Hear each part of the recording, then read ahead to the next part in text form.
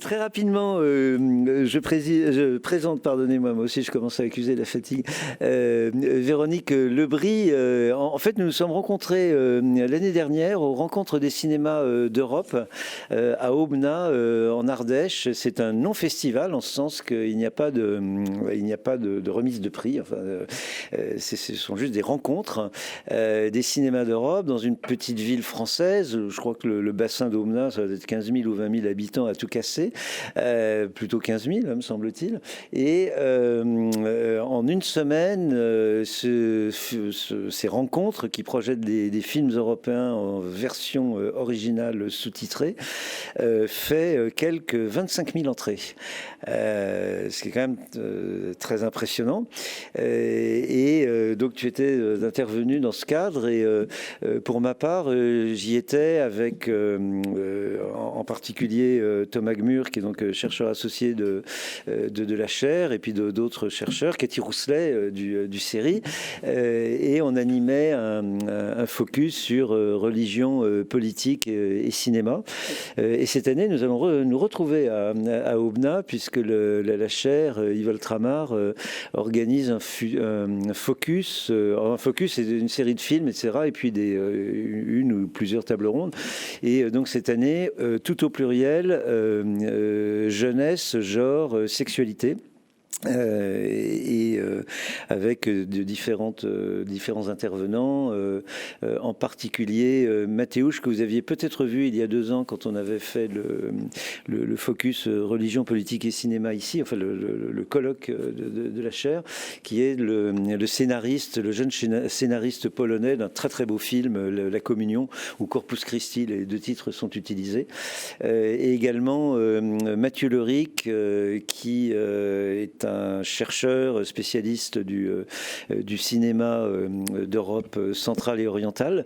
Marine de Sarzin, qui est étudiante en master à l'Institut. À nouveau Thomas Gmür et Nina Kamsi. Et puis je dois, fidèle à mes habitudes, peut-être oublier 1 ou 2 personnes. Et un danseur, pour faire bonne mesure, Bilal. Et donc on a ce focus. Tout ça pour rappeler que la chaire, depuis plusieurs années, accorde beaucoup d'attention à la dimension cinématographique, à la fois parce qu'il y a cette tradition d'anthropologie visuelle au département d'anthropologie de l'Institut auquel elle est rattachée, mais également parce que, au moins certains d'entre nous, nous développons une réflexion sur les passerelles ou les congruences ou les affinités électives qu'il peut y avoir entre l'écriture en sciences sociales et ce que l'on ne doit pas appeler l'écriture cinématographique, mais et notamment toute cette problématique du hors-champ. Et bon, on développe un peu cette réflexion. Donc dans ce cadre, on avait évoqué la possibilité que tu viennes nous présenter une intervention sur, en l'occurrence, le pouvoir religieux dans le cinéma des femmes réalisatrices. Tu es journaliste, tu es autrice ou auteure, comme on veut, et notamment tu as publié, là aussi je risque d'estropier le titre, un dictionnaire, hein, c'est ça, enfin, un ouvrage sur les grands films de réalisatrices. Et tu as créé le prix Alice Guy, dont tu nous parleras peut-être dans un moment. La parole est à toi et on va essayer donc de tenir cet horaire de 20 heures.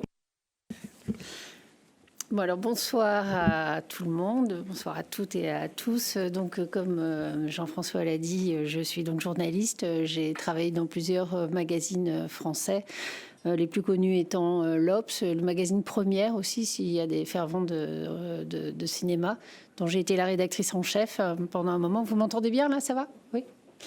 Et j'en suis partie en 2010 et en 2012, j'ai créé un site internet qui s'appelle Ciné Woman et qui s'est plutôt spécialisé sur la place des femmes dans le cinéma. À l'époque, c'était pas un sujet. En fait, personne n'en parlait, donc j'étais toute seule un peu sur mon créneau, mais moi, ça m'intéressait, donc j'ai commencé à chercher. Et finalement, c'est devenu un sujet avec l'affaire Weinstein et le déclenchement du mouvement MeToo. Et comme j'avais déjà écrit plusieurs livres sur le sujet, pas encore celui-là, mais du coup, je suis devenue un peu une référence dans le monde monde médiatique, en tous les cas, sur cet aspect-là, puisque j'avais quand même déjà pas mal d'avance sur ça. Et juste au moment de l'affaire Weinstein, en fait, je me suis dit qu'il fallait faire quelque chose de plus impliquant, et j'ai donc créé ce prix Alice Guy. Alice Guy étant la première cinéaste, la première réalisatrice au monde, en fait, qui est complètement inconnue, alors que c'est la pionnière du cinéma à avoir eu la carrière la plus longue, à la fois en France et aux États-Unis. Je vais vous en reparler. Et donc, ce prix, en fait, avait vocation à récompenser un film de réalisatrice, puisque les réalisatrices, jusqu'à présent, étaient complètement exclues des palmarès. Ça a changé depuis, mais donc l'idée c'était de réhabiliter à la fois cette pionnière incroyable et puis surtout d'expliquer aux femmes que si elles n'étaient pas dans les palmarès, enfin aux réalisatrices, leur film n'allait pas passer à la postérité et donc elles seraient oubliées comme la pionnière du cinéma. Voilà. Donc vous m'entendez? Oui, ok, très bien.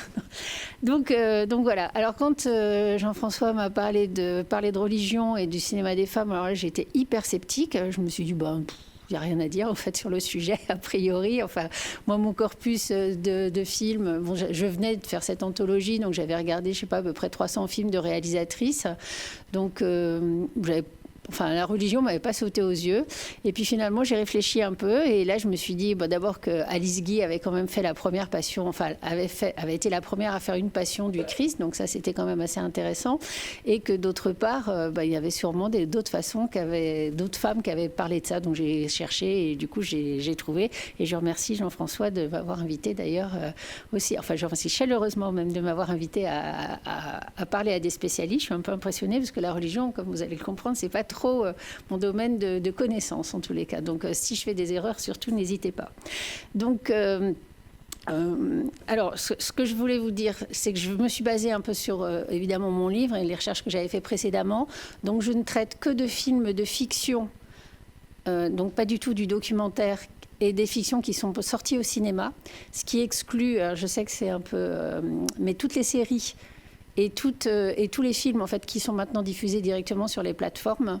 Alors les séries, c'est assez facile à expliquer parce qu'en fait on ne connaît pas tout le temps les réalisateurs des épisodes et les réalisatrices, et finalement les fictions de cinéma, c'est quand même là où les femmes ont le plus de pouvoir, parce que moi j'ai pensé, puisqu'on parlait du pouvoir des femmes, en fait celles qui ont le plus de pouvoir en tous les cas en Europe. Aux États-Unis, c'est un peu plus contestable, mais en Europe, c'est les réalisatrices, puisque normalement, elles sont censées avoir écrit les sujets sur lesquels elles travaillent et les porter à l'écran, puis les avoir défendus. Bon, il y a aussi des productrices, mais là, c'est le côté financier, c'est beaucoup plus flou. Donc, côté cinéma, j'ai préféré me cantonner aux réalisatrices.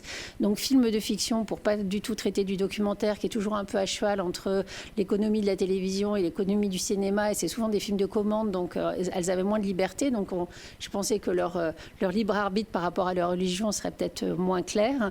Par contre, j'ai mélangé, donc, j'ai tenu à parler des 3 religions monothéistes, donc, et c'est assez intéressant parce que dans une perspective historique, et d'autre part à mélanger les genres. Donc, j'ai mis de la comédie musicale, j'ai mis de l'animation. Vous allez voir ce que ça va donner. Mais on va commencer justement alors évidemment, c'est pas du tout exhaustif, donc il y a sûrement des films auxquels vous allez penser. Enfin, pensez après à est-ce qu'il a bien été réalisé par une femme, parce que c'est ça qui est un peu plus compliqué. Et donc, on va commencer par le commencement, donc, puisque c'est un peu ça qui a déclenché mon accord, en fait, en me disant, ok, c'est intéressant. Parlons donc d'Alice Guy. Alors, est-ce que vous connaissez Alice Guy ou est-ce que vous n'en avez jamais entendu parler ? Bon, alors je vous raconte un petit peu, je remets le contexte pour montrer un peu l'importance qu'elle a et comment elle a été effacée, ce qui explique en fait que les réalisatrices n'ont pas une place vraiment conséquente dans l'histoire du cinéma aussi. Donc Alice Guy, elle est née en 1873 à Saint-Mandé et elle a été élevée d'ailleurs à Carouge. En fait, sa grand-mère était ici, donc elle a été élevée par sa grand-mère à Carouge, et après elle a été dans un couvent en fait qui était à proximité, enfin un couvent, une école religieuse disons, qui était à proximité de la frontière. Donc elle a un petit lien avec la Suisse et puis Genève, puisque Carouge c'est Genève, oui, voilà. Et donc, elle, pour des raisons un peu compliquées, pour des raisons familiales un petit peu complexes, elle s'est formée à la sténodactylographie très jeune. Et elle a été embauchée par Léon Gaumont, qui détenait le comptoir de la photographie et qui donc vendait des caméras, en fait. Et elle est devenue sa secrétaire. avec un certain humour tout de suite, puisque dans son entretien d'embauche, en fait, Gaumont lui a dit mais mademoiselle, c'est un poste à responsabilité, ce poste de secrétaire, et vous êtes bien jeune. Et elle a répondu oui, mais ça me passera. Donc, ouais, elle a un certain sens de la répartie en tous les cas. Finalement, elle est embauchée donc, chez Gaumont, et à ce moment-là, en fait, il y a une espèce d'effervescence entre tous les propriétaires de sociétés de caméras. Le cinéma n'existe pas encore quand elle est embauchée. Et il y a une concurrence donc, entre les Lumières, Gaumont. Alors Edison avait déjà créé en fait, les images animées, mais dans ce qu'on appelle les Nickelodeon, là où on mettait une pièce et en fait où on regardait, on posait l'œil, en fait on voyait des images animées, mais il n'y avait pas encore ce principe de la projection collective sur un grand écran et ouverte en fait à payante et ouverte à des gens. Bon, bref, c'était l'enjeu. Et finalement, sans suspense, c'est les frères Lumière qui ont gagné, qui ont réussi à faire en fait cette première projection publique et payante qui a eu lieu le 28 décembre 1895, boulevard des Capucines à Paris. Mais en fait, c'est pas tout à fait la première projection parce que 9 mois avant, pour montrer à tous leurs concurrents qu'ils avaient gagné, en fait, qu'ils avaient trouvé le moyen en fait, de projeter ces images animées sur un grand écran, ils avaient organisé une projection avec tous leurs concurrents, à laquelle est venu Léon Gaumont, et Léon Gaumont est venu avec sa secrétaire, donc avec la fameuse Alice Guy. Et donc, ils ont trouvé ça, évidemment, tout le monde a trouvé ça formidable. Alice Guy aussi, elle le raconte dans ses mémoires, et elle dit, en fait, pendant que les hommes parlaient mécanique, parce que l'enjeu c'était de vendre des machines, c'était pas de faire des films à cette époque-là, elle s'est dit qu'on pouvait faire mieux que ce qu'elle avait vu, et que les gens allaient se lasser qu'on leur raconte leur vie, en fait, puisque les Lumières, en fait, au début, ils posaient une caméra et filmaient ce qui se passait devant, voilà, donc la fameuse sortie des usines Lumière, par exemple, et qu'il fallait leur raconter des histoires. Ce qui veut dire que cette jeune fille de 22 ans, puisqu'elle avait 22 ans à l'époque, a l'idée que l'avenir du cinéma, ce sera non pas le documentaire, mais la fiction. Voilà. Ce que ne lui reconnaissent absolument aucun historien, puisque l'histoire du cinéma, comme l'histoire habituelle, en fait, a été racontée par les vainqueurs, c'est-à-dire par les hommes, et donc assez peu fidèle en fait à ce qu'elle a apporté au cinéma. Bon, et alors elle quand même ça l'intéresse, et donc elle raconte dans ses mémoires, dans son autobiographie qu'elle a aussi écrit en Suisse, vous voyez les liens, qu'elle est allée voir Gaumont. Et je vous lis texto en fait ce qu'elle a écrit. Elle dit « Marmant de courage, je proposais à Gaumont d'écrire une ou deux scénettes et de les faire jouer par des amis. Si on avait prévu le développement que prendrait l'affaire, je n'aurais jamais obtenu son consentement. Ma jeunesse, mon inexpérience, mon sexe, tout conspirait contre moi. Je l'obtins cependant à la condition expresse que cela n'empiéterait pas sur mes fonctions de secrétaire. » Voilà. Donc il lui donne la possibilité en fait au studio des Buttes-Chaumont où ils étaient installés. Il lui donne un petit bout de terrain et en mars 1896, elle réalise un film qui s'appelle La Fée aux choux. Donc la fée, c'est bien un personnage imaginaire qui va chercher des bébés dans des choux. Donc ça, enfin voilà, c'est de la pure fiction, effectivement. Et c'est...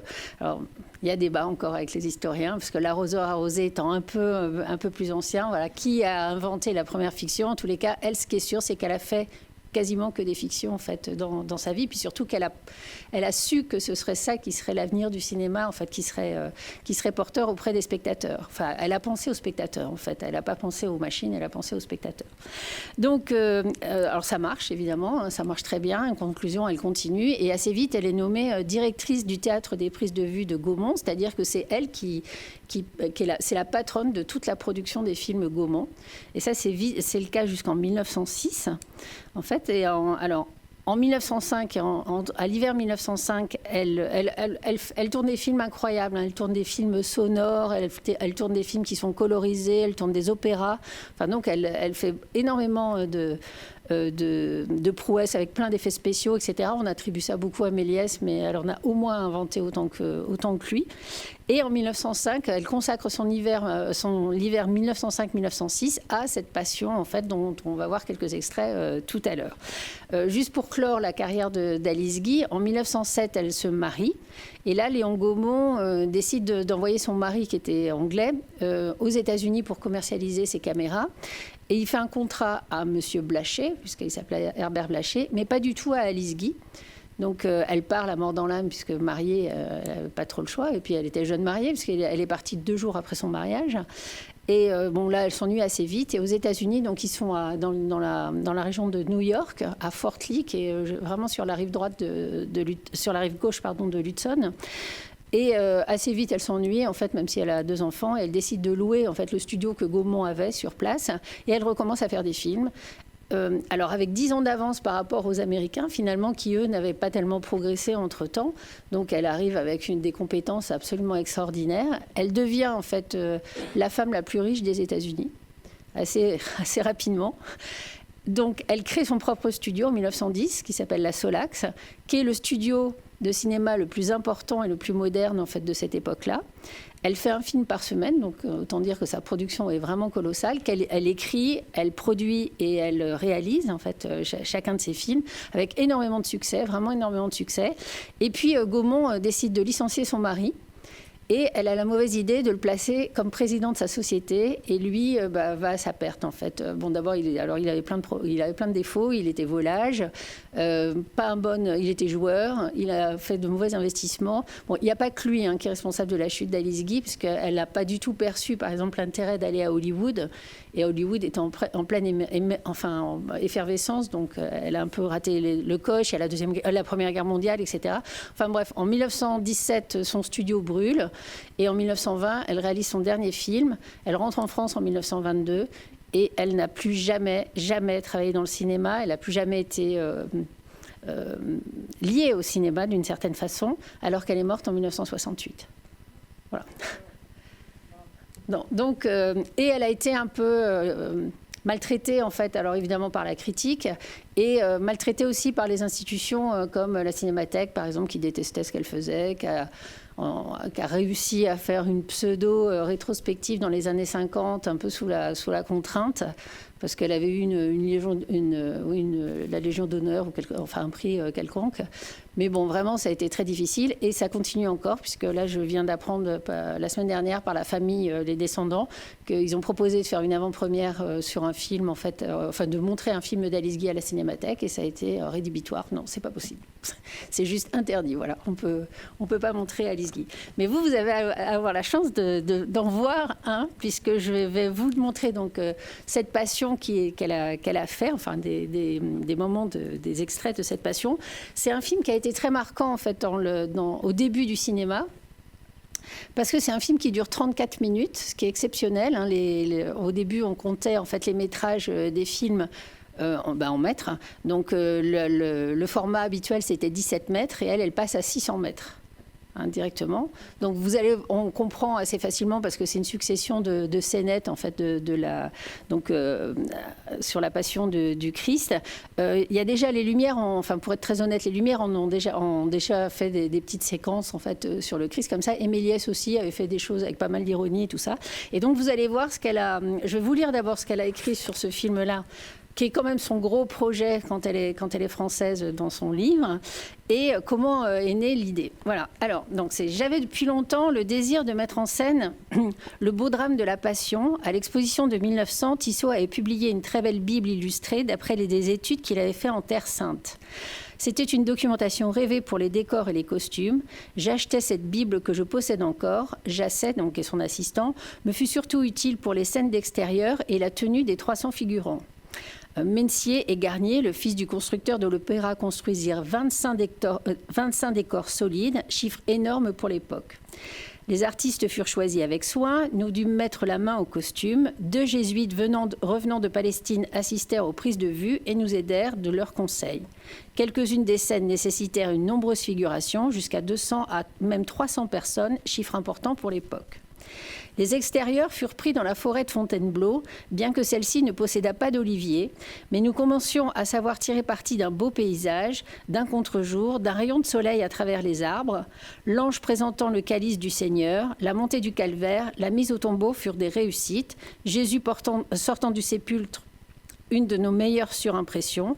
Ce fut un des premiers films à grand spectacle et j'eus l'honneur bien rare à l'époque d'être désigné comme l'auteur lorsque le film fut présenté à la Société de photographie de Paris, comme le bulletin de cette séance en fait foi.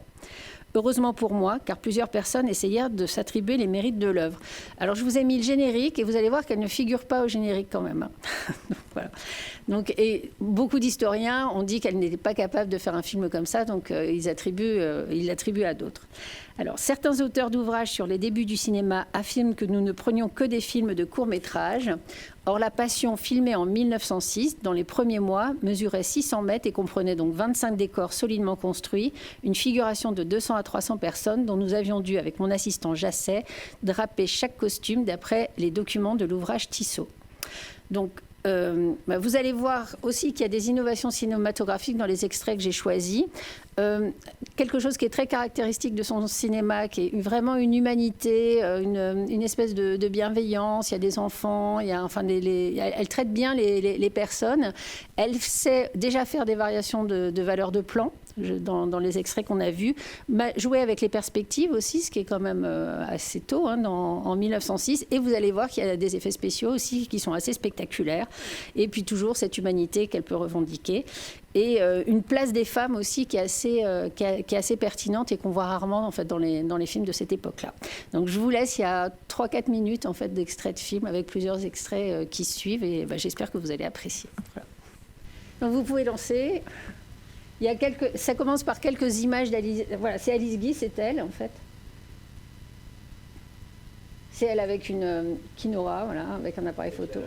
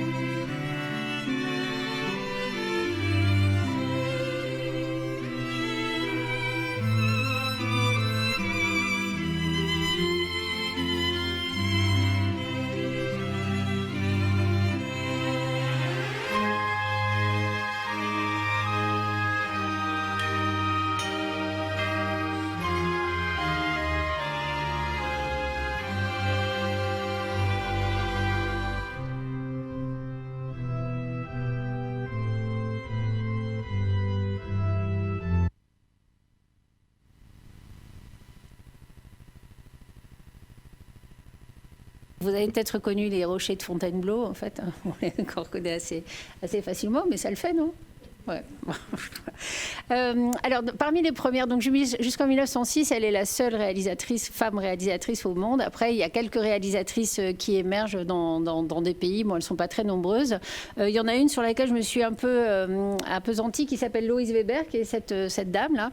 En fait, Louise Weber, elle a commencé chez Alice Guy. Elle est évangéliste, en fait, au départ, et musicienne. Et comme je vous ai dit, en fait, quand elle était aux États-Unis, même en France d'ailleurs, elle faisait des films avec du son. En fait, Louise Weber a commencé chez Alice Guy par faire les bandes son, en fait, et accompagner la musique des films. Et puis assez vite, en fait, elle s'est découvert des talents de scénariste. Elle a écrit, en fait, des films avec son mari. Et elle est partie à Hollywood, elle a tenté sa chance et elle a eu le premier studio à son nom, en fait. Donc le studio Louise Weber existait. Elle a fait énormément de films, à peu près 200 films. Cette fameuse Louise Weber, et les Américains, alors qu'ils ne considèrent pas Alice Guy comme leur pionnière, parce qu'elle n'est pas américaine, considèrent plutôt que c'est Louise Weber qui est la première grande réalisatrice américaine. Alors elle, comme elle était évangéliste, en fait, elle avait comme propos de penser que le cinéma, puisque s'il touchait en fait des cibles très larges, et notamment le public, avait été un moyen d'évangélisation. Donc elle a traité de tout un tas de sujets, notamment très liés à la pauvreté, à l'éducation des masses, on peut dire ça comme ça, mais avec des sujets qui étaient sociaux, mais qui étaient assez forts. Elle était, par exemple, pour le contrôle des naissances, pour la lutte contre la pauvreté.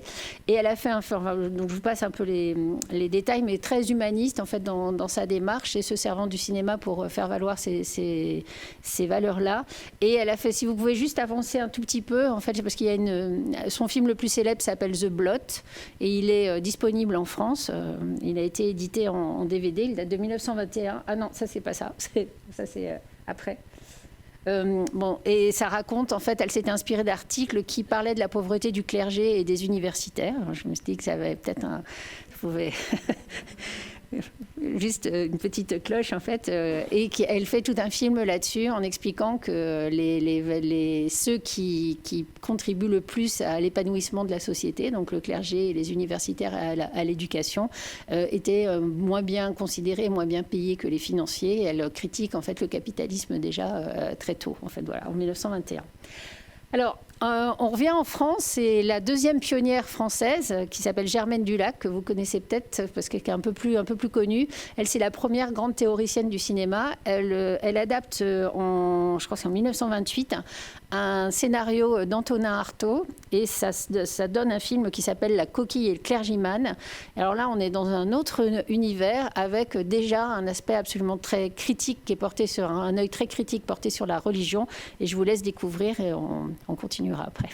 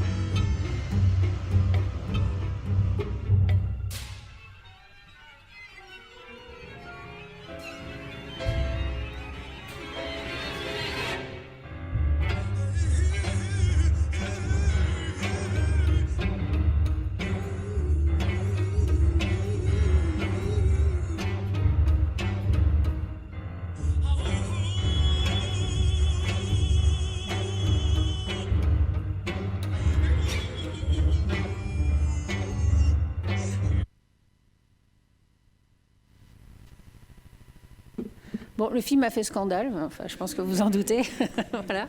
Mais pas tellement sur les scènes qu'on a vues, parce qu'il y en a plein d'autres. C'est un film un peu surréaliste qui est assez difficile à comprendre. Mais c'est Antonin Artaud, en fait, qui a fait tout un scandale quand il y a eu la projection, en disant qu'elle n'avait pas du tout respecté ce qu'il avait fait. Enfin, il était très mécontent de l'adaptation. Malgré tout, c'est un film culte. C'est une des références, en fait, de la cinéphilie ultra pointue. Enfin, franchement, on le trouve. Hein, vous pouvez aussi assez facilement le voir. Bon, moi, je trouve qu'elle a fait mieux, mais bon, c'est un des aspects. C'est une des premières fois qu'on voit un prêtre, j'imagine, dans un des films de réalisatrice, en tous les cas, aussi clairement, puisque l'autre, c'est la figure de Jésus, c'est pas tout à fait la même chose. Bon, alors on arrive à la fin des années 20, et là, c'est très clair, le cinéma devient une industrie, en fait, une industrie surtout portée par Hollywood, même si ça reste une industrie florissante aussi en Europe. Et donc, là, c'est simple, dès qu'il y a de l'argent, il n'y a plus de femmes. C'est comme ça, c'est à peu près le principe. Donc, les femmes passent de derrière la caméra à devant la caméra, c'est-à-dire qu'on les tolère comme actrices. On les tolère aussi comme monteuses parce que les machines de montage étaient proches des machines à coudre, donc on considérait qu'elles savaient faire ça. Et on les considère aussi en tant que script, parce que le script, c'est un boulot un peu qui est assez proche du boulot de secrétaire, en fait, puisque vous devez surveiller, vous êtes un peu l'assistante du patron. Et donc, voilà, les rôles sont excessivement genrés, en fait, au cinéma, et ça dure jusque dans les années 60, à peu près, où les écoles de cinéma s'ouvrent enfin, en fait, aux femmes. Parce que jusqu'à présent, c'était fermé, sauf en URSS. Et oui, c'est sauf en URSS, qui a été en 1919 la première école, c'est ça, le VJIC de Moscou, qui a été la première école au monde ouverte aux femmes. Mais on traitait peu de religion, en fait, dans le cinéma soviétique ouais, de cette époque-là. Et même dans les pays... Alors, et là, donc, à partir des années 60, faire des films pour une femme, c'est un peu s'émanciper quand même. C'est vraiment une revendication. C'est faire du cinéma, effectivement, d'émancipation, revendiquer en fait sa différence, revendiquer des sujets qui lui tiennent à cœur et qui sont finalement, enfin, j'ai trouvé assez peu liés à la religion. Disons que la religion, ça fait partie du package plus global du patriarcat, et donc on traite de problématiques qui sont essentiellement féminine, mais c'est surtout dans l'idée de se détacher en fait de cette autorité qui est un peu pesante.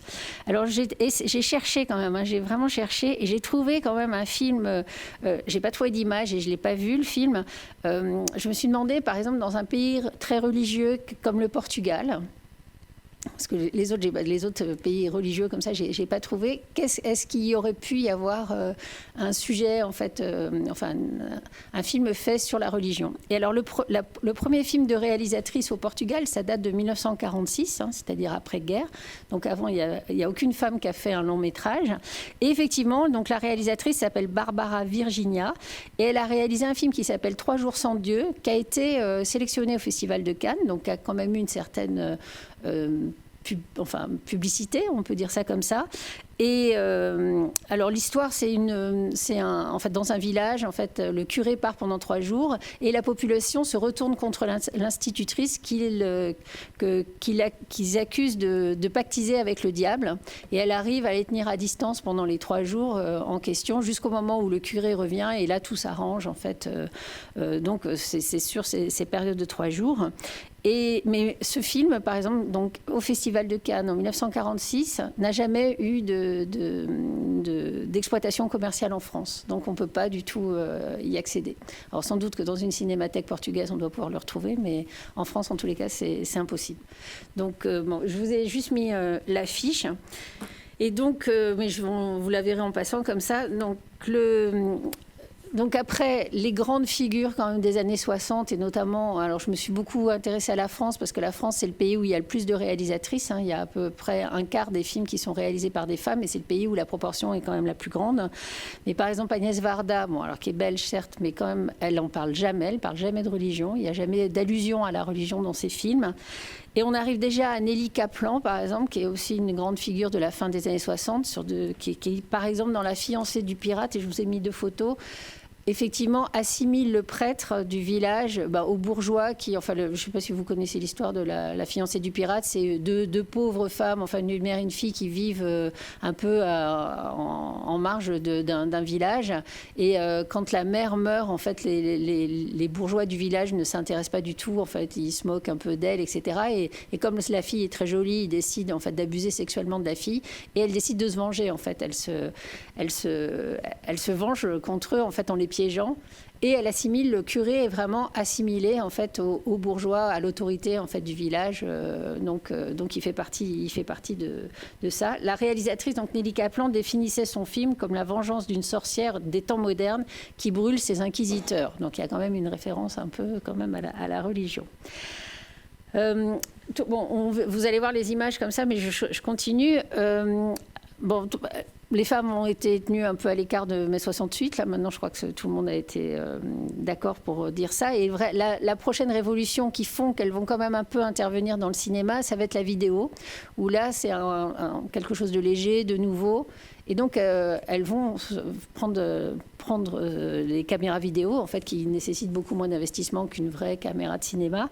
Et alors, les championnes de ça, c'est Carole Rossopoulos et Delphine Seyrig. L'actrice Delphine Seyrig, ça doit vous parler. Mais l'idée, c'est de donner la parole aux femmes, mais pas sur ce qu'elles vivent en fait au quotidien, au quotidien. Donc elles vont parler par exemple du statut de la fille mère, elles vont parler du viol effectivement, de l'homosexualité féminine dans les courants féministes, de la bigamie, ça arrive, de la liberté sexuelle, beaucoup, ça c'est vraiment très revendiqué, de l'avortement, en fait c'est tous ces sujets-là, mais la religion finalement n'apparaît pas vraiment comme... C'est pas pire que le reste du patriarcat, loin de là. En fait, c'est vraiment en toile de fond. Moi, j'ai pas trouvé de moment où on parlait de ça. Il n'y a pas d'explication. Par exemple, il y a un film assez célèbre de Delphine Seyrig et de Carole Rossopoulos où ils interviewent des gens en disant que vous êtes pour ou contre l'avortement. Et les réponses, elles interviewent des femmes dans la rue. Il y en a une qui dit oui, si vous voulez pas d'enfants, il n'y a qu'à pas baiser. Mais il n'y a pas d'explication plus religieuse que ça, en fait, dans les propos. Donc ça dure assez longtemps, comme ça, jusque dans les années 80, où là, il y a une révolution, puisque les femmes arrivent enfin, en fait, à faire des films, et à faire des films... les films qui leur plaisent, en fait, qui leur parlent. Et un des meilleurs exemples, j'ai trouvé, c'est Colline Serrault, qui fait un film qui s'appelle « 3 hommes et un couffin ». Donc là, vous avez peut-être pensé que c'est pas très religieux. Malgré tout, elle définit, quand on lui demande de résumer son film, elle dit « Un Christ, une fille baptisée Marie, arrive au milieu de 3 rois mages pour leur signifier que le principe féminin va changer le monde. » Voilà. Donc, je vous propose qu'on regarde ça. En fait, vous enchaînez tout et puis on s'arrête donc après 3 hommes et un couffin, qui est quand même le seul film d'une femme en Europe qui a dépassé les 10 millions d'entrées en salle. Il n'y en a pas eu d'autres depuis.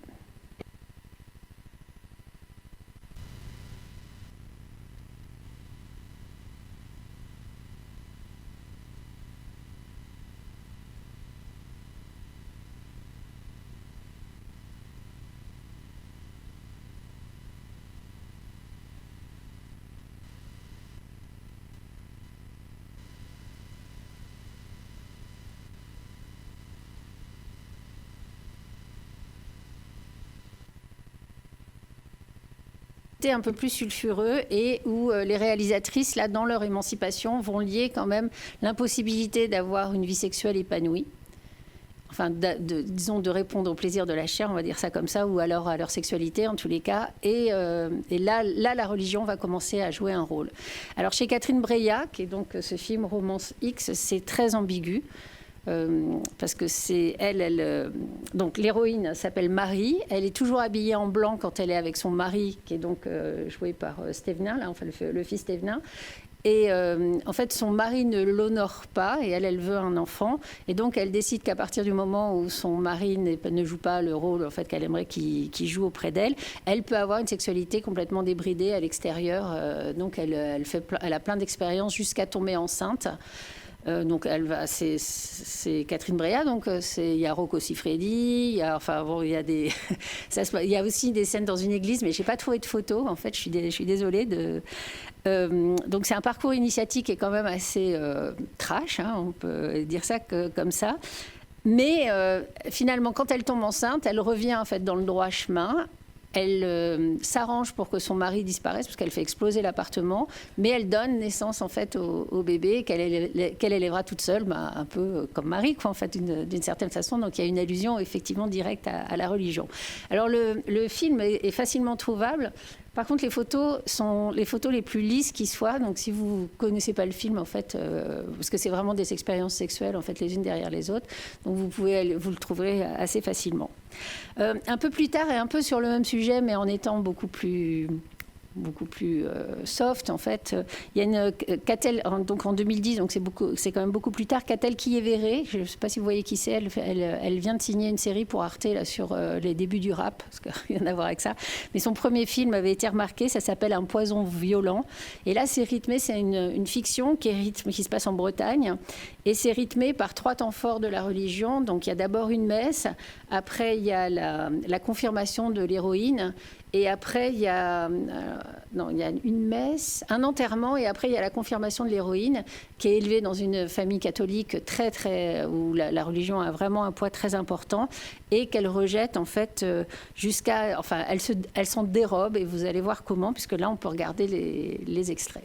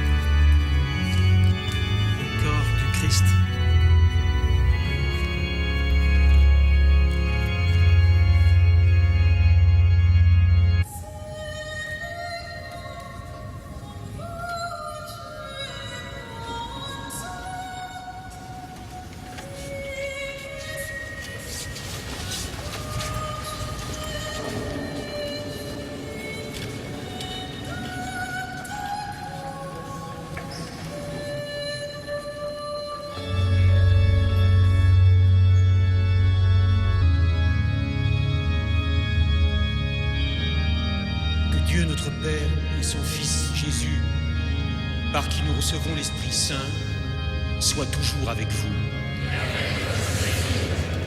La paix soit avec vous.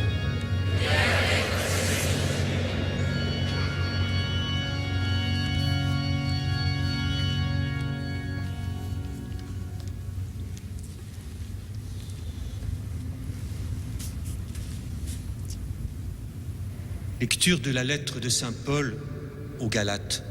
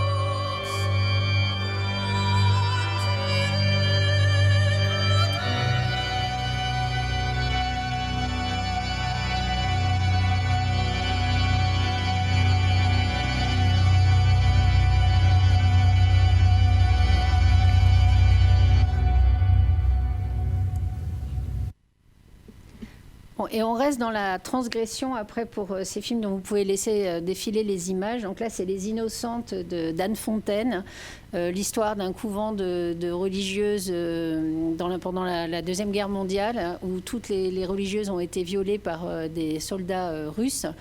et dont on s'est aperçu qu'elles avaient été violées parce qu'elles ont eu des bébés. Et l'autre cas un peu typique, c'est Saint-Cyr, donc sur l'histoire de Madame de Maintenon, l'école qu'elle avait créée donc, pour éduquer les jeunes aristocrates qui étaient désargentés. Et quand Madame Madame de Maintenon, qui devient brusquement dévote, devient brusquement dévote, en fait, et qu'elle travaille en fait à sa propre rédemption, elle change complètement les règles de l'école de Saint-Cyr, qui devient non plus un paradis avec une éducation très moderne, etc., mais un enfer où les filles n'ont plus le droit de rien faire. En fait, c'est un film qui est assez critique en fait aussi, mais qui est plutôt intéressant. Donc Saint-Cyr, voilà, de Madame de Patricia Mazui. Alors, donc là, c'était vraiment là-dessus. Et là, je me suis dit, mais en fait, on ne peut pas rester là-dessus. Ça ne peut pas être que du cinéma de transgression, quand même, ou d'émancipation. Ce n'est pas possible qu'elle soit aussi critique. Est-ce qu'il n'y aurait pas quand même des réalisatrices qui auraient traité de grandes figures de la religion ? Alors, donc j'ai cherché, j'en ai trouvé une, vraiment une, qui est Liliana Cavani, quand même la réalisatrice de Portier de nuit, donc côté un peu sage, on va oublier là encore. Et Liliana Cavani, c'est une assez brillante étudiante d'une école de cinéma qui rentre assez vite à la RAI, et en 1966, elle commence à faire elle travaille elle fait des documentaires sur des grandes figures, donc elle a fait Hitler, Staline, etc. Bon bref, et elle s'intéresse à Saint François d'Assise. Elle fait un documentaire sur lui, et qu'elle transforme, alors beaucoup plus tard, mais en 1989, en une fiction qui est vraiment une super production, parce que là, le cinéma italien est déjà quand même commence à être un peu mal au point. Mais donc, elle fait son documentaire. Elle fait après une fiction qui s'appelle Francesco, avec Mickey Rourke, qui joue le Saint François d'Assise. Qui a été aussi présenté à Cannes, et qu'on lui a... Enfin, le film a été hyper controversé. Moi, j'avoue, je ne l'ai pas vu en entier, parce qu'il fait 2h50, et il n'est pas très facile à trouver non plus en France. Mais en fait, on l'a beaucoup attaqué sur cette figure-là. Bon, en même temps, vu le cinéma qu'elle faisait, qui est quand même un cinéma qui gratte vraiment dans les plaies profondes. Je ne sais pas si vous avez vu Portier de nuit, mais bon, c'est quand même un cinéma très intéressant, mais quand même pas très consensuel, on va dire. Et donc, voilà, on peut imaginer très bien, surtout en prenant Mickey Rourke, qui à l'époque était une super vedette, effectivement, mais donc, voilà, c'est très contesté. Mais moi, je ne connais pas assez Saint François d'Assise pour savoir exactement quels sont les travers qu'elle a pris. Et elle a quand même refait encore en 2014 un autre téléfilm consacré aussi à Saint François d'Assise. Donc, elle est quand même assez... et c'est vraiment rare. Hein. J'ai eu du mal, en fait, à trouver d'autres figures. Je vais quand même vous en parler de deux autres cas. Il y a une autre cinéaste et on va tout regarder à la suite, comme ça ce sera plus simple. Il y a une cinéaste espagnole qui s'appelle Isar Bolen, qui est la femme de Paul Laverty, qui est le scénariste de Ken Loach, donc qui est très très engagée sur des sujets sociaux, et qui a fait un film en fait en 2010 qui s'appelle Même la pluie, et qui critique. Alors c'est un film dans le film sur la façon dont on se comporte avec... dont un réalisateur se comporte en allant filmer un film et en utilisant un peu la population locale, qui elle-même est en rébellion au moment où il arrive, parce que la gestion de l'eau vient d'être confiée à une entreprise privée, donc il se révolte par rapport à ça. Mais c'est un film historique sur la façon dont ont été évangélisés les Indiens d'Amérique, et qui est extrêmement critique. Et il y a deux figures qui sont mises en avant, qui sont Bartolomé de Las Casas et Antonio de Montesinos, donc ça va être détaillé dans les extraits si vous ne les connaissez pas, qui sont deux prêtres en fait dominicains qui ont été les premiers à dénoncer le comportement inhumain des évangélistes espagnols vis-à-vis des Indiens. Donc là encore, en fait, une mise en avant de deux personnalités quand même pas forcément les plus consensuelles, disons majoritaires, disons dans les représentations de l'Église. Je pense que c'est aussi le cas de Saint François d'Assise, même si je sais qu'il a des adeptes, mais c'est quand même une personnalité qui est un peu différente aussi. Et la troisième, en fait, que j'ai trouvée, qui est très récente, c'est aussi une Italienne qui s'appelle Alice Rohrwacher, qui a fait un premier film qui s'appelle Corpo Céleste, qui était un peu sur le même cas qu'un poison violent sur une jeune fille, en fait, qui doit faire sa confirmation, qui arrive dans un endroit et qui finalement qui met en doute, qui s'attache d'abord à la religion parce que ça lui permet de s'inscrire dans le nouvel endroit où elle habite, mais qui finalement rejette en fait l'acte religieux. et qui a fait un film qui s'appelle Heureux comme Lazzaro, ça c'est son 3e film, donc qui traite du personnage de Lazare, mais de façon complètement, je ne sais pas comment on dit, là, pas du tout religieuse en fait, même si c'est quand même un personnage qui passe d'une époque à une autre. Et son propos est plutôt éminemment social, puisqu'elle traite en fait d'une loi qui s'est... En fait, bon, Lazare, c'est la figure centrale, mais il représente en fait une personne qu'aucune violence n'habite, qui est quelqu'un de très sage, en fait, très généreux, enfin surtout, oui, c'est ça, qui n'a aucune rébellion en lui. Et il n'avait pas de rébellion au moment où on le prend, en fait, c'est-à-dire dans les années 80, où une châtelaine, en fait, se comporte avec ses employés comme des serfs, en fait, qu'elle traite, elle paye pas, etc. Et donc Lazzaro fait partie de ça. Et finalement, elle est rattrapée par une loi qui interdit la servitude comme ça en Italie. Et du coup, ils se retrouvent, en fait, 20 ans après, en périphérie d'une ville, d'une grande ville italienne, où ils sont, finalement, leur statut est pas plus enviable. Enfin, tous ces pauvres se retrouvent, la même communauté pauvre se retrouve, en fait, sur le bord de la route, vivant dans des bidonvilles, en fait, grosso modo, en Italie. Et seul Lazzaro traverse le temps comme ça, sans vieillir et sans sembler affecté en fait par la pauvreté, par les difficultés, etc. Il est au-dessus de ça. Donc je vous propose qu'on regarde les extraits et après on va passer. Donc c'est à peu près tout ce que j'ai trouvé sur le catholicisme, la chrétienté, et après on va passer plutôt aux autres religions assez rapidement, mais je pense qu'on va avoir le temps. En fait, voilà. Donc voilà les extraits pour clore sur le catholicisme en fait et sur les figures religieuses chrétiennes.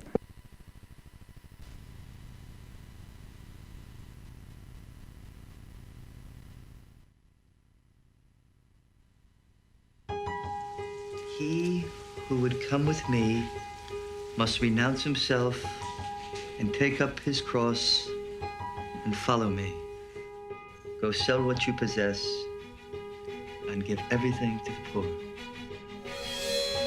For days no one knew who was dead and who had remained alive. It was a ferocious war and ended in slaughter. You there, man of learning. Will you tell us who you are? I don't understand. Didn't you want to become a count or a duke? And now? What will your father say? Am I going to live in this city? If I am, I have to take the bad weather with the good weather. Where is your armor? Your horses? My client has embraced a different life. What life? The poor live on nothing. I can learn from them. Let me offer up the safety I've enjoyed. We're supposed to go around like vagabonds. What man can strip himself of everything to live like a lamb at the mercy of the wolves? We have to rewrite the rules. We look at those like you who can stand to one side and live the gospel wholeheartedly.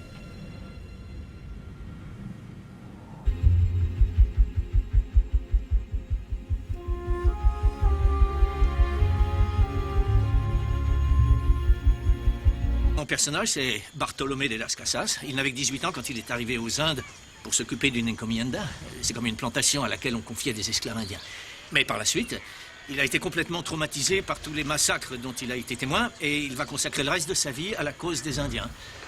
Il s'est fait dominicain et a failli se faire assassiner 2 fois. Et sur son lit de mort, il a dit, je cite textuellement, hein, rigole pas. Il a dit, je condamne ceux qui ferment les yeux devant le génocide et dictent leurs lois au monde. Ce mec est le père du droit international. Et j'ai cuit scène dans le film. Et toi, Juan? Moi, j'ai le rôle d'Antonio Montesinos. En mars 1511, les dominicains ont invité tous les riches et les puissants de l'île de Saint-Domingue à venir écouter le sermon. Ils sont tous là, ok? Bartholomé est par là, assis. Ici? Ouais, c'est ça, par là. Il fait partie des puissants. À cette époque, il a encore ses Indiens et sa plantation. D'accord? Alors, je suis là. Ouais, toi, t'es derrière. On entend le cantique en latin. Il se termine. Une petite pause. Tu échanges un bref regard avec Bartholomé. Et tu commences.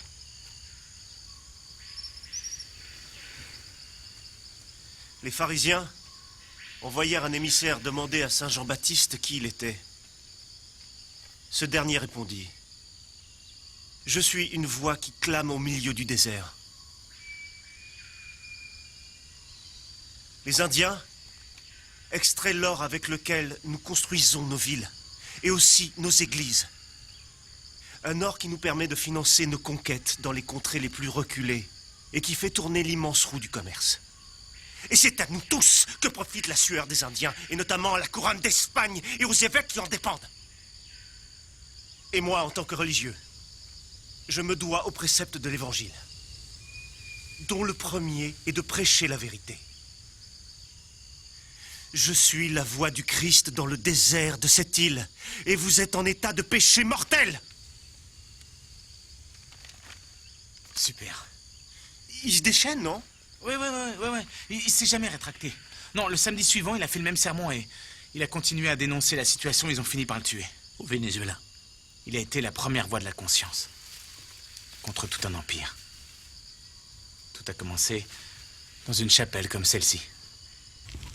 Au nom du Christ, tu peux encore sauver ton âme.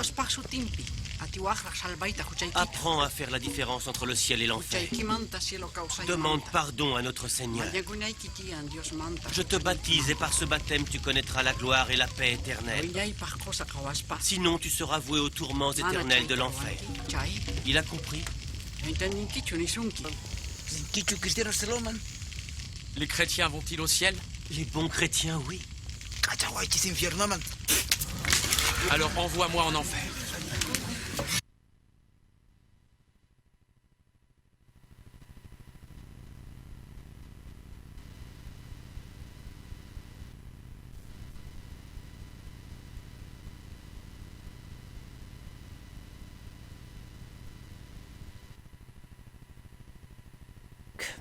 Alors, j'ai cherché en fait quels avaient été les premiers films qui parlaient typiquement de la religion juive, donc fait par des femmes, hein, toujours. Et le premier grand film à en traiter, c'est Yentl, en fait, de Barbara Streisand, qui aborde le sujet vraiment. Enfin, c'est le sujet du film. Hein, elle cherche à être instruite. Son père est rabbin et finalement elle veut devenir rabbin, mais ce n'est pas encore possible, même si on sait que ça le sera bientôt. Et donc, elle est obligée de se transformer physiquement et de se transformer en homme, en fait, pour pouvoir rentrer dans une école comme ça. Elle y arrive et elle est prise, en fait, elle tombe un peu amoureuse d'un autre rabbin. Et finalement, leur histoire n'est évidemment pas possible, puisqu'elle ne peut pas dévoiler qui elle est. Et qui elle aime, enfin bon, ça s'arrange. Et c'est une comédie musicale, ce qui est assez intéressant quand même. Barbara Streisand a mis plus de 12 ans à faire ce film-là, parce que personne n'en voulait. La musique est de Michel Legrand. Et finalement, c'est un peu quand même un des premiers films vraiment qui traite en fait des difficultés que les femmes peuvent avoir dans une religion, en fait, quand elles veulent, quand elles ont des velléités d'y progresser. Il y a d'autres films. Alors, on va faire la religion juive d'un seul tenant. Il y a un autre film que j'ai trouvé qui s'appelle Louise l'insoumise de Charlotte Silvera, qui racontait justement aussi le carcan d'être une petite fille qui a des goûts de liberté, en fait, dans une famille juive un peu traditionnelle, qui venait de Tunisie. Et autrement, j'ai mis aussi en parallèle la trilogie qu'avait fait Ronit Elkabetz avec son frère Shlomi, et qui parle justement de la façon dont une femme essaye de s'émanciper, en fait, d'un mariage qui ne lui convient pas, et de la nécessité qu'elle a d'avoir je parle sous le guet, hein, c'est ça s'appelle, c'est-à-dire le divorce, mais religieux, qui est donné par les religieux, et ça donne un procès, en fait, qui s'appelle dans le film le procès de Viviane Amsalem, et elle doit convaincre, en fait, il y a un échange, en fait, avec les parties, le mari ne voulant pas divorcer, et donc elle doit convaincre, en fait, ce tribunal qui est un tribunal religieux, et c'est donc tout le sujet du film.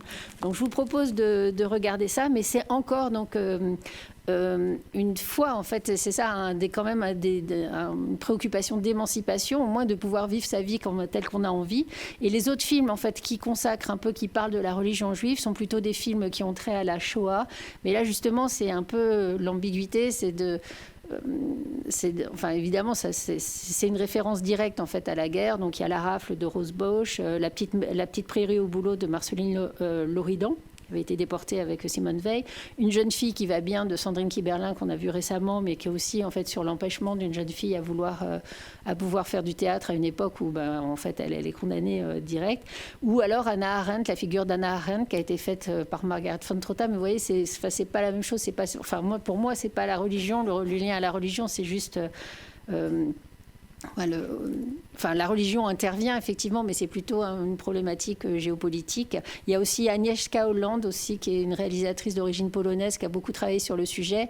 Et elle est d'une mère catholique et d'un père juif. Du coup, elle dit qu'elle a été rejetée en fait des deux religions, et elle a passé son temps en fait à faire des films, soit sur des parcours assez incroyables, notamment Europa, je ne sais pas si vous l'avez vu, mais qui est une histoire absolument abracadabrantesque d'un juif qui était en Allemagne et qui part à l'est en fait, et qui se retrouve du côté russe en fait, et qui va passer son temps à traverser, qui est enrôlé après dans les jeunesses hitlériennes, et qui passe son temps comme ça parce qu'il navigue entre l'Allemagne et la Russie.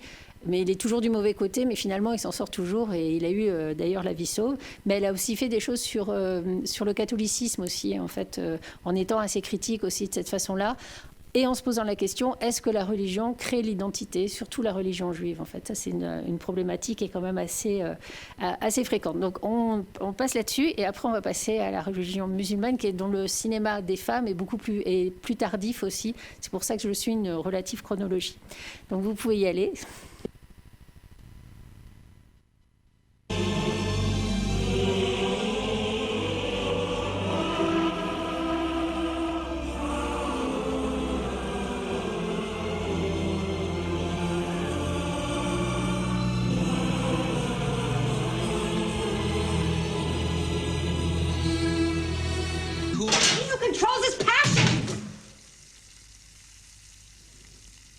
Yentl knows Talmud? I think that's enough for today. My father says that a woman who studies Talmud is a demon. She's not a demon, she just has big ears. So you don't have to mention this to your father. And tell me where is it written what it is I'm meant to be, that I can dare to find the meanings in the mornings that I see, or have my share of every sweet imagined possibility. Papa! Just tell me where is it written? Tell me where. Oh, if it's written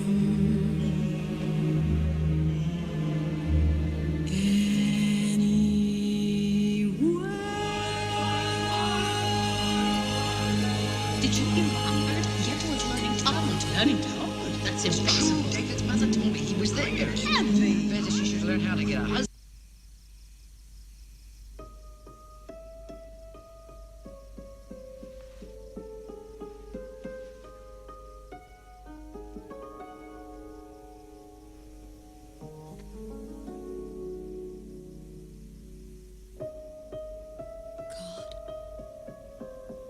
A merciful Father, I'm wrapped in a robe of light, clothed in your glory that spreads its wings over my soul. May I be worthy.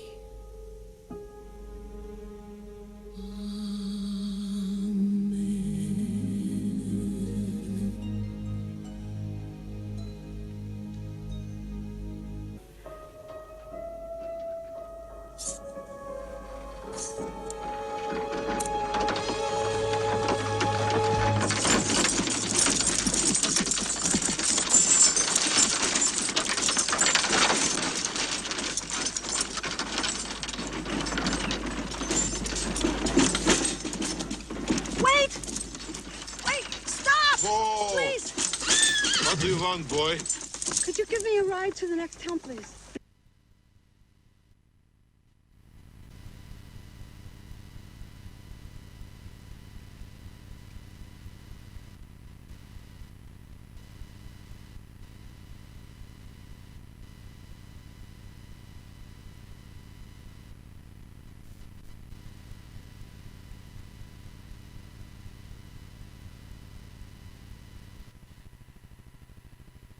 La question de l'identité revient aussi, enfin, dans le cinéma des femmes qui sont plutôt de religion musulmane. Alors, un des grands pays de cinéma, c'est l'Iran. Et donc, il y a beaucoup de films de ceux qui nous parviennent, parce qu'évidemment c'est toujours un petit peu compliqué et c'est évidemment pas l'intégralité de la production là-bas, qui mettent en question en fait le poids de la religion et l'empêchement que ça procure en fait pour les femmes. Donc je vous ai mis des exemples, c'est plutôt une succession de photos, mais vous allez voir des fois c'est quand même assez intéressant. Donc enfin c'est assez innovant. Donc le premier film c'est Naïd, en fait c'est l'histoire d'une femme qui a divorcé et quand on divorce en fait en Iran, on perd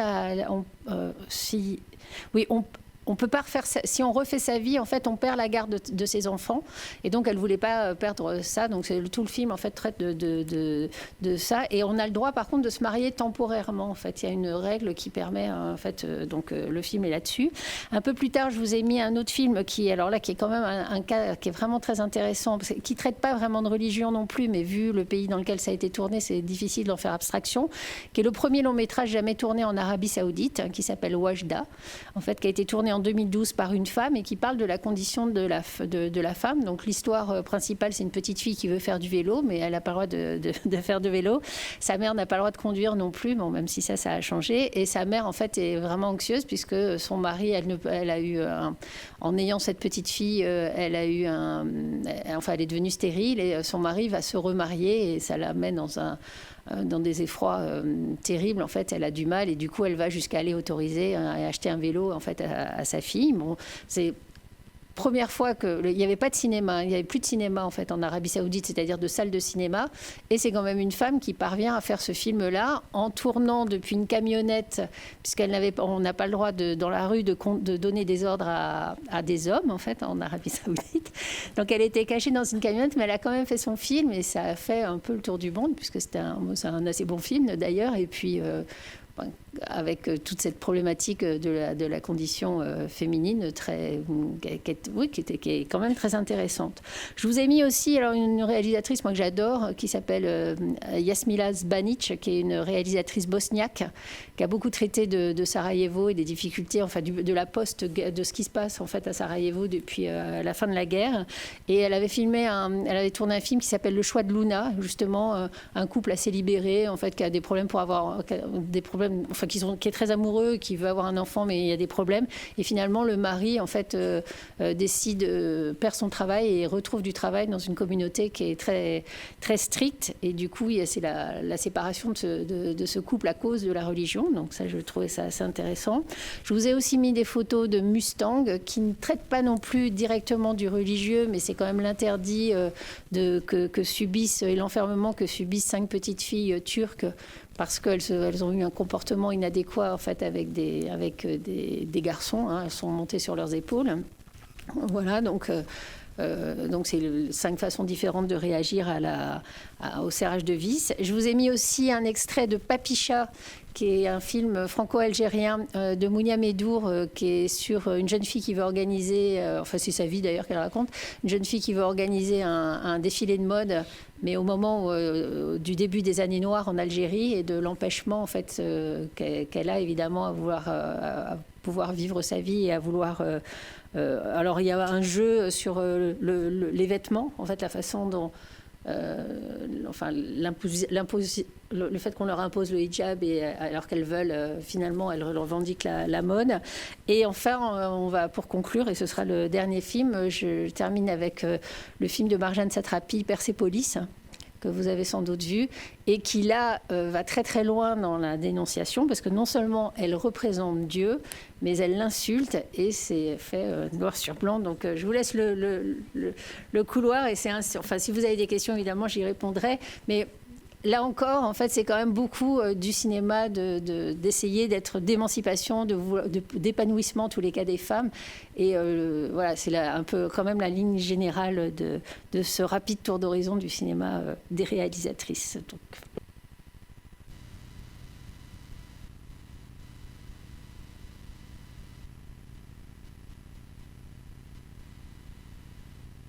Qui ont été des pionnières du cinéma iranien. Dans les années 90, à 17 ans, elles ont été sélectionnées au Festival de Cannes. Donc toujours du cinéma iranien, voilà. Donc là, c'est l'impossibilité de se remarier. Il lui offre une bague. Wajda, donc sur la petite fille qui veut faire du vélo.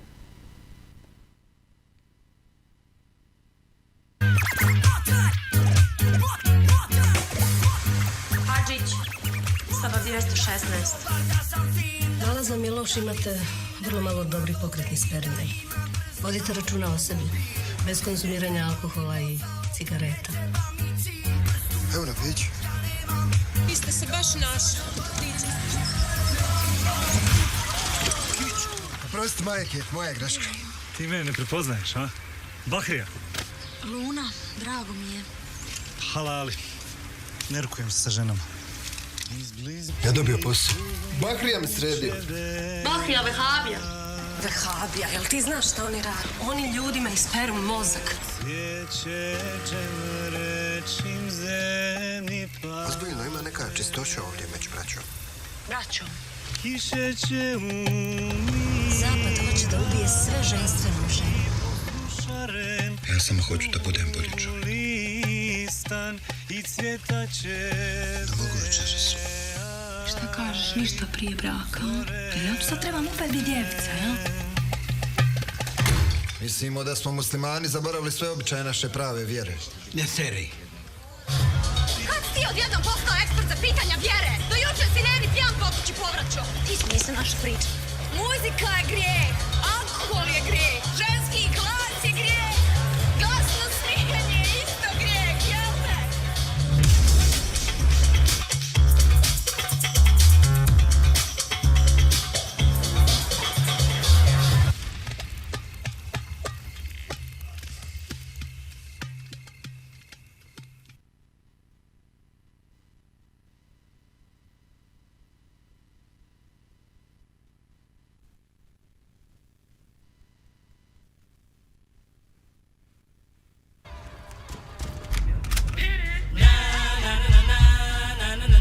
Hada taxi clandestin, mais j'y cabare.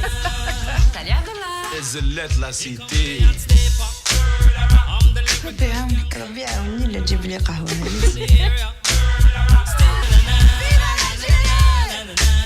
هاكا على اليوم تما بلي سلعة تاعك يتباع 100 بيدين نقولهم بلي تجي من طليان واحد ما فاقري. العام الجاي نحل حانوت. C'est quoi ça? استيقظت الجزائر صباح اليوم على وقع عمل إجرامي من طرف الجماعات المسلحة.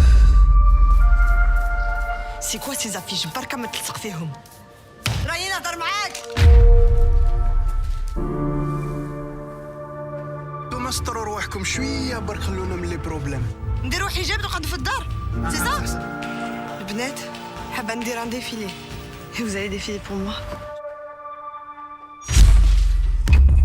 Tu veux prendre une balle, c'est ça? حفلة خلاص يا البابي جان.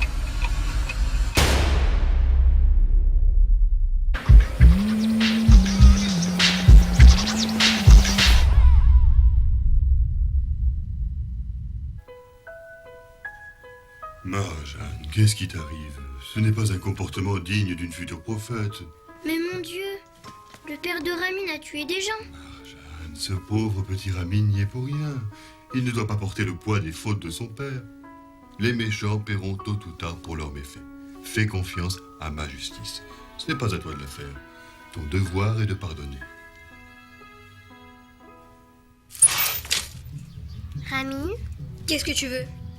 écoute, ton père est un assassin, mais tu n'y es pour rien. Alors je te pardonne. C'est pas un assassin, il a tué des communistes et les communistes, c'est le diable.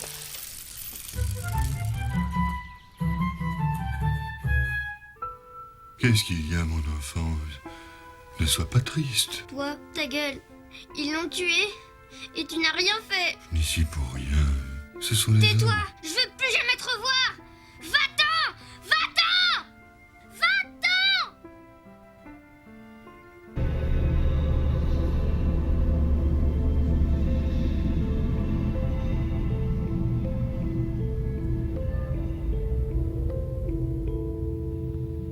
Mais alors, petite, qu'est-ce que tu fais là? Je suis morte. Mais mon enfant, tu n'as pas compris que ton heure n'est pas encore venue? Ah bon? Ma fille, il va falloir te bouger un peu. Eh ben oui, il a raison pour une fois. Tu as encore plein de choses à faire. Allez, lève-toi et marche. Va et fais ce que tu as à faire. N'oublie pas, la lutte continue, hein? Ouais, lutte continue. Et sans ambiguïté, dans le Marjane Satrapi, c'est un homme, un dieu. Vous avez bien compris. Donc, si vous avez des questions, je peux vous répondre. Et si, bien sûr, j'imagine que vous avez d'autres films en tête. Mais je vous mets quand même au défi que ce soit des films de réalisatrices, malgré tout.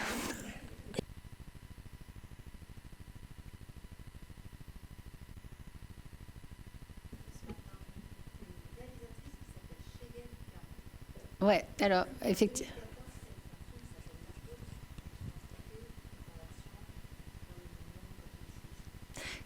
Effectivement.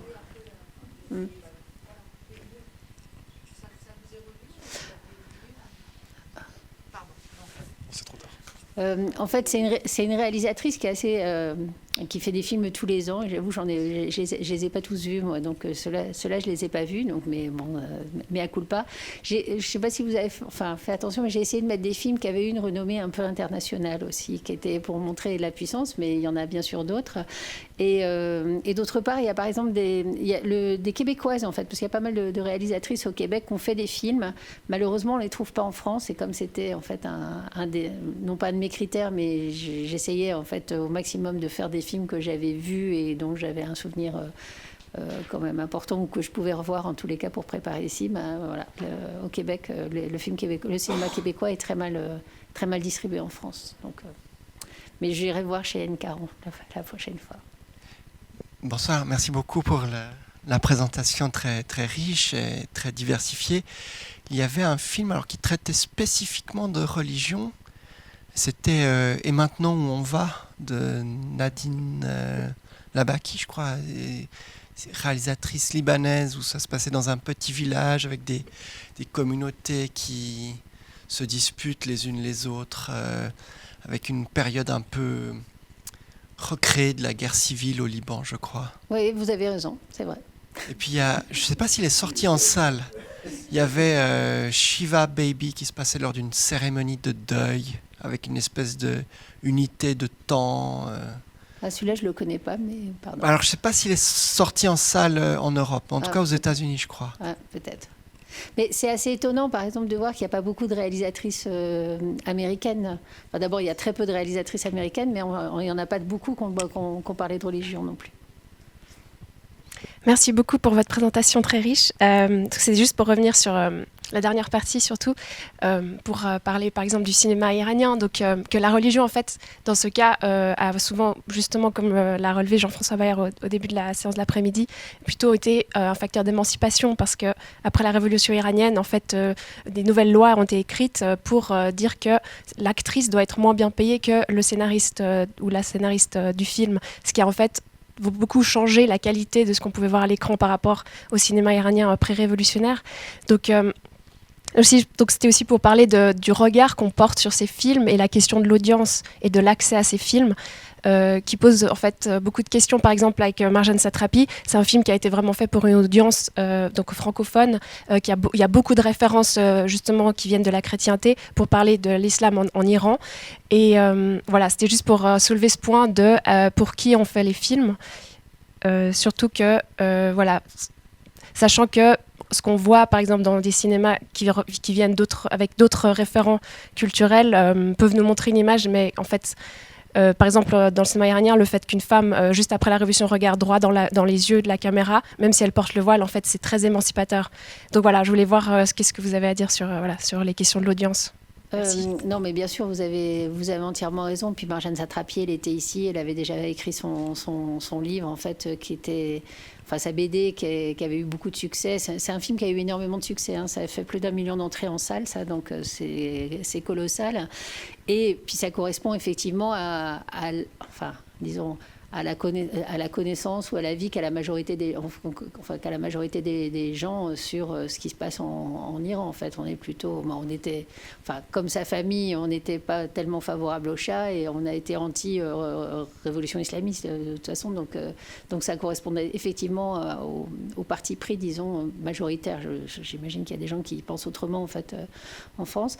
Mais les films alors on reçoit quand même pas mal de films iraniens en France. C'est aussi pour ça que j'ai mis Naïd, là, par exemple, qui était un film un peu différent.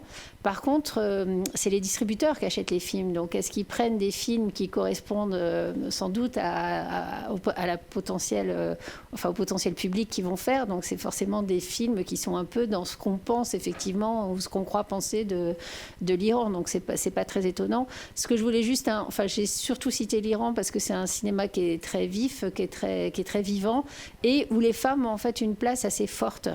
Et où il y a pas mal de réalisatrices qu'on ne voit pas beaucoup, mais il y a une tradition, en tous les cas, qui est vraiment importante. Donc, mon propos était un peu léger, j'avoue, sur le sujet, mais quand même, l'idée, c'était ça. Donc, il y a forcément des films qu'on ne voit pas, que vous connaissez peut-être, en fait, mais qu'on ne voit pas ici ou qu'on a vu difficilement. Il y avait le cas des Mac Malbaf quand même qui est assez intéressant parce que c'est toute une famille. Lui était d'abord le père était un cinéaste officiel et puis finalement il est tombé en disgrâce, donc ils sont partis s'installer en Afghanistan et ils ont fait quand même des films qui étaient quand même pas mal à charge contre la religion en fait tout le temps ou contre la société, notamment contre le côté liberticide en fait de la société. Et ces filles en fait ont été vraiment les vecteurs de ce cinéma familial et avec très jeune, puisque une des deux a été sélectionnée à 17 ans. Elle a le record d'ailleurs, qui sera sans doute pas battu avant longtemps, de la réalisatrice la plus jeune sélectionnée et récompensée en fait au Festival de Cannes. Et ça a été un moment assez vif en fait. Ça disait des choses sur la société iranienne qu'on voyait pas autrement en fait.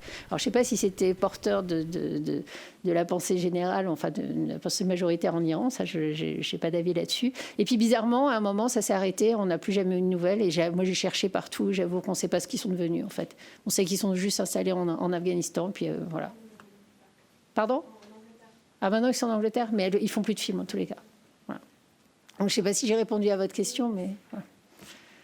Je me souviens, le premier film de Claire Denis, ça joue au Cameroun. Et puis sur le premier film de Claire Denis, ça joue au Cameroun. Et bon, il y a un pasteur là-dedans qui arrive plus à mettre les deux choses ensemble et puis qui doit être repatrié avec sa famille, avec sa femme et deux enfants et une femme et sa femme enceinte. Et moi, je joue la femme enceinte là-dedans. Bravo. Non, parce qu'ils avaient besoin d'un pasteur et puis qui a une femme blonde. Bon, il n'y en a pas autant. C'est Chocolat, c'est ça? C'est Chocolat, exactement. Voilà, Chocolat, ouais. Avec Clouseau. Alors, moi, j'aime bien dire toujours, ah oui, j'ai encore joué avec Clouseau. Mais c'était quand même très bien de jouer ça. Mais il y a ce pasteur là-dedans. Ouais. Oui, il y a sûrement d'autres figures religieuses, mais en fait, c'est pas le sujet vraiment du film quand même. Ouais. C'est plutôt la fuite des anciens colons en fait et son enfance en fait qu'elle raconte effectivement. Bon, vous voyez, c'est ça les colloques de la chaire Yves Oltramar. On a des actrices, on a des... Peut-être. Question de monsieur on va s'arrêter là, si vous voulez bien, parce qu'il faut quand même libérer nos amis de la technique en les remerciant chaleureusement. Et naturellement, nous te remercions également.